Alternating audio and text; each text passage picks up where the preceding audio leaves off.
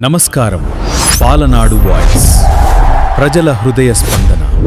Palnadu voice. Palnadu చరిత్ర భాగం 2. పల్నాడు అనే పేరుకు మూలం ఏమిటి? ఈ ప్రాంత చరిత్ర ఎక్కడి నుంచి ప్రారంభమైంది?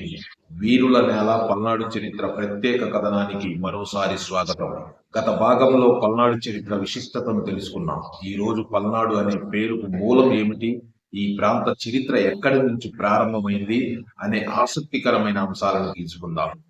పల్నాడు ఈ పేరు వినగానే మనకు వీరత్వం, ధర్మం, త్యాగం గుర్తుకొస్తాయి. అయితే ఈ ప్రాంతానికి పల్నాడు అనే పేరు ఎలా వచ్చింది అనే ప్రశ్న చాలా మందిలో ఉంది. చరిత్రకారుల అభిప్రాయం ప్రకారం ప్రాచీన కాలంలో ఈ ప్రాంతాన్ని పలనాడు అని పిలిచేవారు.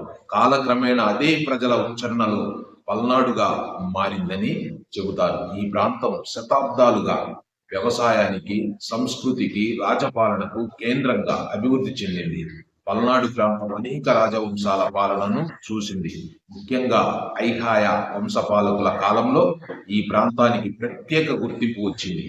వారి పాలనలో కోటలు నిర్మించబడ్డాయి, ఆలయాలు అభివృద్ధి చెందాయి, ప్రజా పాలనకు ప్రాధాన్యం లభించింది. అయితే పల్నాడును చరిత్రలో స్థిరస్థాయిగా నిలిపింది ఒక సంఘటనే, అదే పల్నాటి యుద్ధం. ఈ యుద్ధం కారణంగా పల్నాడు పేరు తెలుగు చరిత్రలో శాశ్వతంగా నిలిచిపోయింది. ఈ నేలలో ధర్మాన్ని కాపాడింది పోరాడిన మహావీరులు జన్మించారు. సమానత్వాన్ని ఆచరణలో చూపిన మహనీయులు జీవించారు. అందుకే పల్నాడు చరిత్ర కేవలం ప్రాంత చరిత్ర కాదు, అది తెలుగు జాతి ఆత్మగౌరవానికి ప్రతీక. ఈ చరిత్రను తెలుసుకోవడం అంటే మన మూలాలను తెలుసుకోవడం, మన పూర్వీకుల త్యాగాన్ని గౌరవించడం, రాబోయే తరాలకు ఈ గొప్ప వారసత్వాన్ని అందించడం. మరుసటి భాగంలో పల్నాటి చరిత్రలో అత్యంత ప్రభావశీలుడిగా నిలిచిన మహానాయకుడు బ్రహ్మనాయుడు ఎవరు, ఆయన జీవిత విశేషాలు, పరిపాలన దక్షత, సమానత్వ భావన గురించి తెలుసుకుందాం. అప్పటి వరకు సెలవు. ఇది మీ పల్నాడు వాయిస్.